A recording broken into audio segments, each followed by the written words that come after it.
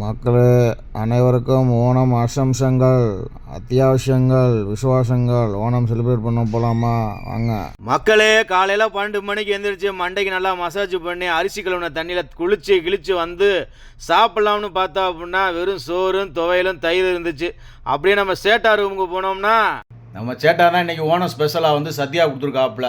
எல்லாருக்கும் ஹாப்பி. என்ன சேட்டாது? ஓணம் ஏபி ஓணம் ஓண ஆசம்சகள். திருச்சொல்லுங்கடா. திருவோண ஆசம்சகள். எல்லாருக்கும் திருவோணம் ஆசம்சகள். போய் சேட்டா குறைச்சி. அது என்ன சேட்டா? அது கிச்சடி. கிச்சடியா? இது உப்பேரி. என்ன இது அவியல். இது கூட்டுக்கறி.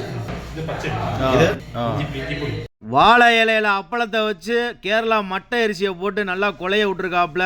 பல காய்கறியை போட்டு சாம்பார் வச்சுருக்காப்புல. சாம்பாரை போட்டு குழச்சி அடிச்சுக்கிட்டு இருக்காப்புல. அப்படியே வந்தீங்க அப்படின்னா பால் பாயாசத்தில் சேமியா முந்திரி பருப்பெல்லாம் போட்டு பாயாசம் ரெடி. இங்கிட்ட ரசம் ரெடி. எல்லாம் போட்டு தம்பி சாப்பிட்டுக்கிருக்காப்புல. நம்ம பங்கு அப்படியே டிஃபன் பாக்ஸில் கட்டிட்டு வந்தாச்சு.